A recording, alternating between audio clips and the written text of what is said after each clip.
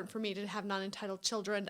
I grew up on a dairy farm with a really big family, and sometimes my siblings, we would talk about how we hated having to get up and do chores early before school and after school, and our friends didn't have to. And it was kind of, sometimes I remember one of my siblings said, "I will never make my kids work this hard."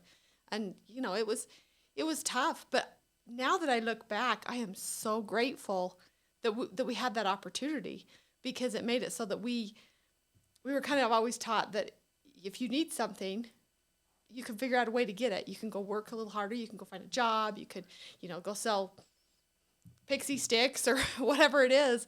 And when we learned that, it made every one of my siblings be very productive people that could go out and stand in the desert. My dad used to always say, it's funny, he used to always say, "I want you kids to be able to survive in the desert." And we'd all be like, "Oh, Dad, we don't want to live with the rabbits, and we don't want to go out and eat cactuses," because they'd always tell stories about how if you were starving in the desert and you'd cut the cactus open and drink it or whatever. But now that he's gone, I've really realized what he was trying to say is, I want you guys to be the kind of kids that can thrive no matter where you're at, whatever situation you're thrown in, wherever you're at. And that's why I think it's so important that our kids are not entitled. And that was the basis of what we wanted to teach our kids as we started to have children, is we wanted them to be able to stand on their own 2 feet and to be able to thrive no matter where they're at. And when you're entitled, you think, "Oh, people are just going to hand it to me." But life isn't that way. It doesn't just get handed to you. Sometimes you have to go, you do. You have to go out and make things happen. You have to set your goals and go achieve them. Nobody's just going to be like, "Oh, here you go. Your clothes are washed and your lunch is on the table." And that was why that was so important.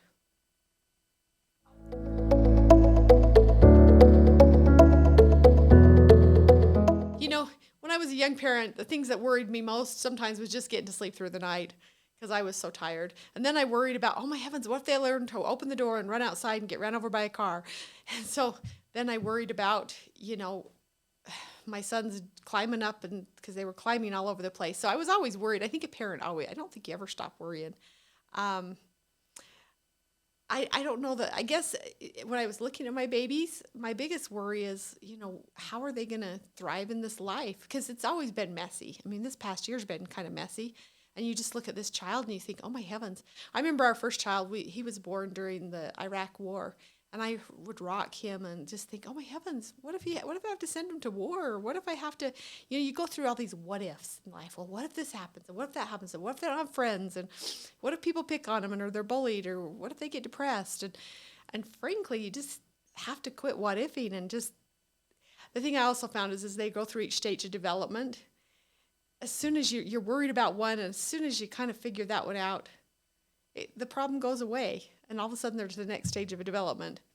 And so it was really helpful for me as a young mom, to realize those stages of development and to be able to roll with them and not think, "Oh my heavens, what's wrong with my child? Why is he being ornery when he's 2? Or why is he having acne?" And going, Mom, when he's a teenager, because that's frankly just a stage of development. And sometimes you just have to laugh at it and say, "Oh, what a terrific 2-year-old, and what an awesome teenager you are, I joke with Rich that frankly we're in a stage of development too. I mean, heavens, menopause, isn't that a stage of development? I don't know.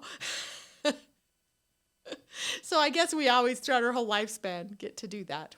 So, but I think as a mom, that's what you do, is you always worry about your kids. That's what my mom said. She says she's 89 and she still worries about us kids. So that's kind of the way it goes. My mom was really cute. She's like, it was easier when they were at home. And when they were little, you could like throw a little Band-Aid on and kiss them better, and, tell them what you needed to tell them, straighten them out. But then as they're adults, you can't do that anymore. All you can do is just love them and pray for them and worry about them and be there if they need you. Be a listening ear. That's kind of how it works.